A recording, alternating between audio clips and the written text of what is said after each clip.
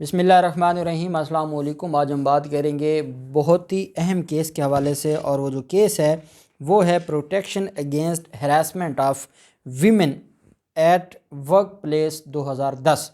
जो काम करने की जगह पर ख़वातीन को हरासा करने का मामला है, और ये 2010 का एक्ट है, protection against harassment of women at work place act 2010।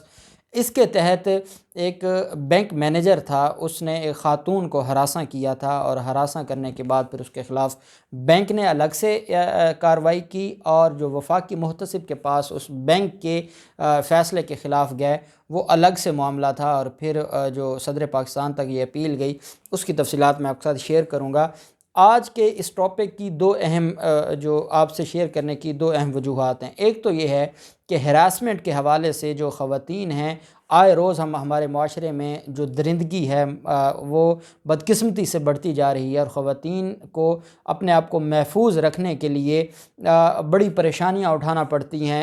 एक ख़ातून जब स्टूडेंट है, वो कॉलेज, स्कूल या यूनिवर्सिटी जाती है, अगर एक लड़की जो टीचर है वो स्कूल जाती है, वो कहीं जॉब करने जाती है, वो किसी भी प्रोफेशन से, अभी आप देखें 2 दिन पहले लेडी डॉक्टर है जिना हॉस्पिटल की, और उसको हरासा किया जाता रहा।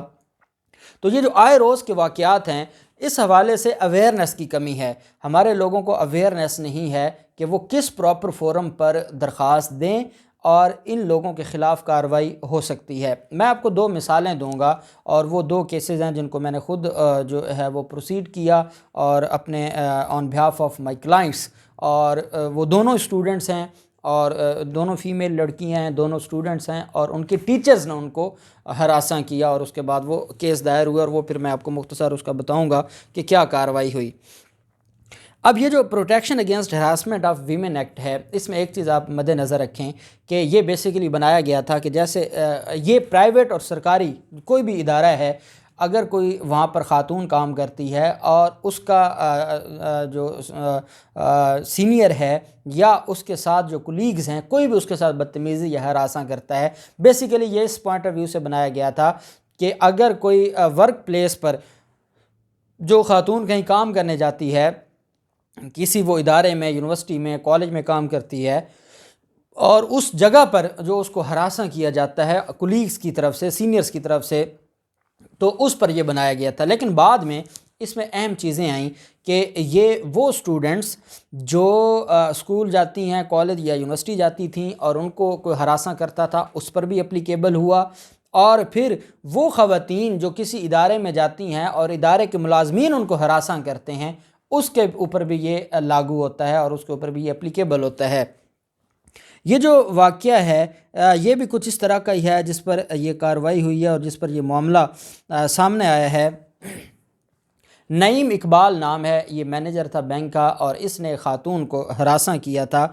और इसमें जो ख़ातून है ये वहाँ की एम्प्लॉय नहीं थी, बल्कि ये उस बैंक में अपने काम से आई थी। और आपको याद होगा, मैं अब उसको डिटेल में नहीं जाना चाहता कि वो वीडियो वायरल हुई, और ये जो दरिंदा है नईम इकबाल, ये किस तरीके से उस ख़ातून को हरासा कर रहा है और बदतमीज़ी कर रहा है, और वो सारी चीज़ें फिर आप जो है वो मीडिया पर आ गई। उसके बाद बैंक ने CCTV फुटेजेस की जो मदद से जब ये सारा मामला उसके सामने रखा, क्योंकि ख़ातून की शिकायत पर बैंक ने इंक्वायरी शुरू कर दी। जब बैंक ने इंक्वायरी शुरू की, हर इदारे के पास इस हरासमेंट जो एक्ट है, इसके तहत वो एक इंक्वायरी कमेटी बना सकता है, जो वो अथॉरिटी होगी उस इदारे की, और वो इस मामले को इंक्वायर करके उसको डिपार्टमेंटल सज़ा दे सकते हैं इस एक्ट के तहत। ये आपके पास 2 ऑप्शंस होती हैं। अगर तो किसी के साथ अल्लाह ना करे ऐसा कोई वाक़या हुआ है, तो उस इदारे को दरख्वास्त दें, या डायरेक्ट आप मुहतसिब के पास जाएं। मुहतसिब पंजाब का, अगर पंजाब का मामला है, या इस्लामाबाद का है तो आप वफाकी मुहतसिब के पास जाएंगे। डायरेक्ट भी आप दरख्वास्त वहाँ दे सकते हैं। इसको कंप्लेंट कहेंगे। वो कंप्लेंट आप चाहे उस इदारे को दें, उस इदारे को देंगे तो वो इदारे के जो सरबराह हैं या जो कमेटी है, वो एक इंक्वायरी कमेटी बनाएगी। इस protection of women at work place act, इसके तहत एक कमेटी बनाएगी। और अगर आप डायरेक्ट दरख्वास्त देंगे, कंप्लेंट फाइल करेंगे, तो वो डायरेक्ट भी मुहतसिब के पास उसको एंटरटेन किया जाएगा। یہاں پر کیا ہوتا ہے کہ اس خاتون نے جن کو ہراساں کیا گیا تھا اس نے اس کے جو ہراساں کرنے کے عمل کے خلاف ایک درخواست دی بینک میں. بینک نے اس پر ایک انکوائری کمیٹی بٹھائی. اس انکوائری کمیٹی نے CCTV فوٹیجز کے ذریعے اور اس کمپلینٹ میں اس خاتون کے بیان کو مد نظر رکھتے ہوئے جب اس ملزم سے سوال جواب کیے تو ملزم نے اعتراف کر لیا. اس نے کہا ہاں جی مجھ سے ہوا اور مجھے معاف کر دیا جائے.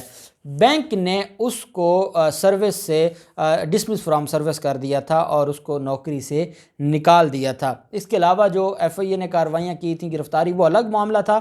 یہ ڈپارٹمنٹل اس کے خلاف ایک انکوائری تھی اور اس میں اس کو نوکری سے فارغ کر دیا گیا. اس کے بعد یہ معاملہ چلا جاتا ہے وفاقی محتسب کے پاس. وفاقی محتسب نے بھی اس کی اپیل خارج کر دی. پھر اس نے ایک ریپریزنٹیشن دائر کی. یہ ریپریزنٹیشن وفاقی صدر پاکستان کو دائر کی گئی. جب محتسب پنجاب کا فیصلہ ہوگا تو اس کے خلاف آپ ریپریزنٹیشن جو بھی اگریوڈ پارٹی ہوگی وہ ریپریزنٹیشن فائل کرے گی گورنر کو. اور اگر وفاقی محتسب کا فیصلہ ہوگا تو اس کی ریپریزنٹیشن کس کے پاس جائے گی؟ صدر کے پاس جائے گی. اس ہراسمنٹ کے جو قانون ہے اس کے تحت تو اس کو آپ نے مد نظر رکھنا ہے. یہ جو ہراسمنٹ ہے یہ تو خیر جو پنجاب کی حد تک ہے. پھر اسی طرح سے وفاق کا الگ قانون ہے, باقی صوبوں کا الگ قانون ہے. سارے صوبوں نے اس کے اوپر قوانین بنائے ہوئے ہیں.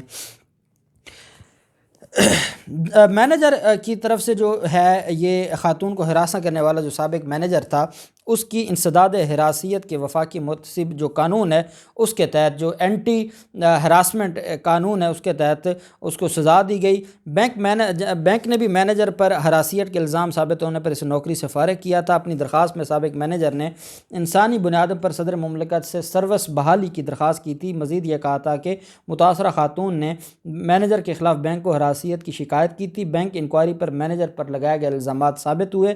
ہراسیت کے الزامات ثابت ہونے پر مینیجر کو برطرف کر دیا تھا, جس کے بعد برطرف مینیجر نے برطرفی کے خلاف کام کی جگہ پر انسداد حراسیت کے وفاقی محتسب کے جو فیصلے کے خلاف درخواست دائر کی تھی. محتسب نے برطرف مینیجر کو چھوٹے بچوں اور بزرگ والدین کی وجہ سے سزا میں نرمی دی. انسداد حراسیت محتسب نے جو اینٹی ہراسمنٹ ہے محتسب اس نے نوکری سے برطرفی کی بجائے نوکری سے نکالنے کا کہا کہ تاکہ یہ کسی اور جگہ جاب کر سکتا ہے, اور اس کو اس کی سزا میں نرمی کر دی اور اس کو تاکہ بیک بینیفٹ بھی مل جائیں. یہ بیسیکلی تو ایسا نہیں ہونا چاہیے تھا. جو درندہ بیٹھ کر کسی بھی ادارے میں اگر کسی خاتون کے ساتھ, اور وہ خاتون کسی کی بیٹی ہے, کسی کی وہ بہن ہے, کسی کی بیوی ہے, اگر وہ حیا نہیں کر رہا تو پھر اس کو یہ کہنا کہ اس کے بچوں کا یا اس کے والدین کا, تو قانون بڑا کلیئر ہے اور قانون کے مطابق کارروائی ہونی چاہیے. بہرحال اس کو ریلیف مل گیا. نوکری سے برطرفی کی بجائے نوکری سے نکالنے کی اس کو سزا مل گئی اور سزا میں چینجنگ آ گئی, جس کے بعد برطرف مینیجر نے صدر مملکت سے انسانی بنیادوں پر سروس میں بحالی اور محتسب کا فیصلہ مسترد کرنے کی درخواست کی. صدر مملکت نے خاتون کو ہراساں کرنے کے جرم میں جو ملوث شخص تھا اس کو نوکری سے برطرفی کی عدالت صدر پاکستان نے کہا کہ آپ کی اپیل پر پہلے ہی قانون کے مطابق وفاقی محتسب نے فیصلہ کر دیا ہے. مزید آپ کو کوئی ریلیف نہیں دیا جا سکتا. کوئی ایسی قانونی پوائنٹ نہیں ہے جس کی بنیاد پر آپ اس کو چیلنج کر رہے ہیں. کوئی جواز نہیں ہے کہ محتسب کا حکم بدلا جائے. اس وجہ سے ان کی جو بحالی کی اپیل تھی اس کو مسترد کر دیا صدر پاکستان نے. یہ جو اسی طرح کے دو کیسز ہیں جن کو ہم نے جو صوبائی محتسب پنجاب ہے اس کے پاس دائر کیا. اس میں ایک انٹر کی بچی تھی اور اس کو ہراساں کیا اس کے ٹیچر نے, اور ایک لمز یونیورسٹی کے پروفیسر ہیں اس نے ایک اسٹوڈنٹ کو ہراساں کیا تھا ماضی میں. تو اس پر جو محتسب ہے انہوں نے سزا بھی سنائی, اور ایک کیس میں تو انہوں نے ساری ڈگریاں کینسل کر دی تھی اس ٹیچر کی جو ٹیچر کے روپ میں درندہ تھا.